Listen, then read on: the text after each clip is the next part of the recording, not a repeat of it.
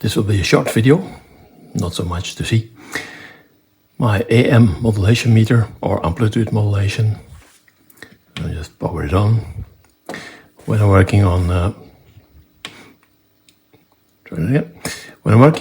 CB radio, it's good to check my modulation.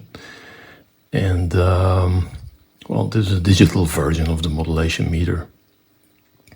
It's based on some classic designs at fully digital. So I have my modulation. I usually hook it up to my transmitter via an RF sampler. And for this test, I have it hooked up to my RF generator, which is now set to 60% modulation. Let me just change that. Now it's set to 50%, 40%, 30%, and so on. So you get the idea. Simple. I have a menu. I can read the native voltages.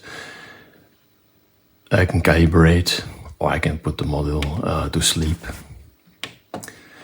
So, yeah, not so much to say about a modulation meter.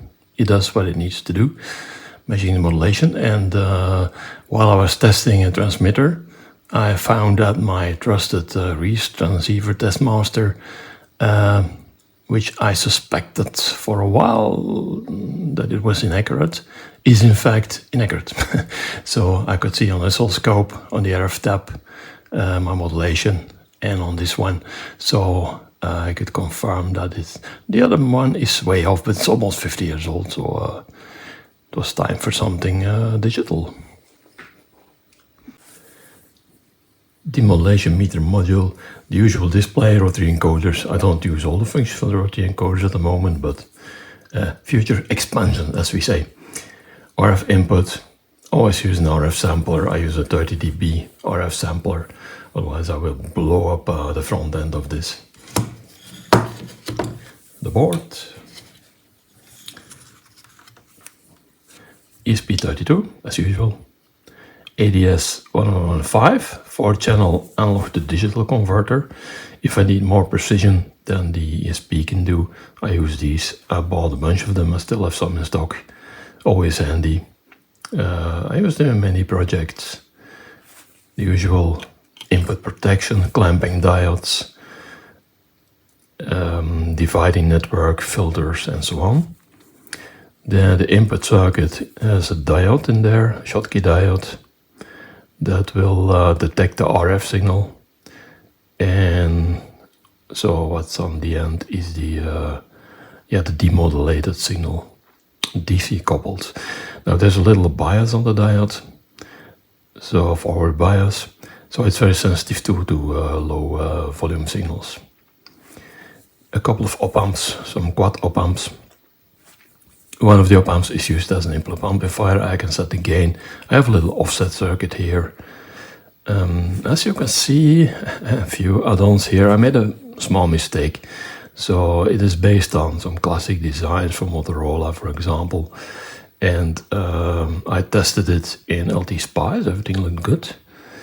But I forgot a few important things. I changed a few things in the bias and the offset regulator. And I did not take into account variations in the voltages of my power supply. So I added an 8-volt regulator and used only positive voltages. So that's the little change that we see here. So one is an amplifier, one is used as a average detector. So the average detector, since it's DC coupled, that will give me the amplitude actually of the carrier wave. And then we have two peak detectors in here. One of the peak detectors is an inverted input. So these are DC uncoupled, so the AC coupled. And one gets you the amplitude of the peak, and the other of what they call the trough. And those are combined and then compared to the average and then we have the modulation. So in the end we have a couple of buffers as well before it goes into the analog to digital converter. So very simple, like I said, based on a classic design, most of it, and works really well. So by using relative measurements, we can have a large variation in the signal that is coming in.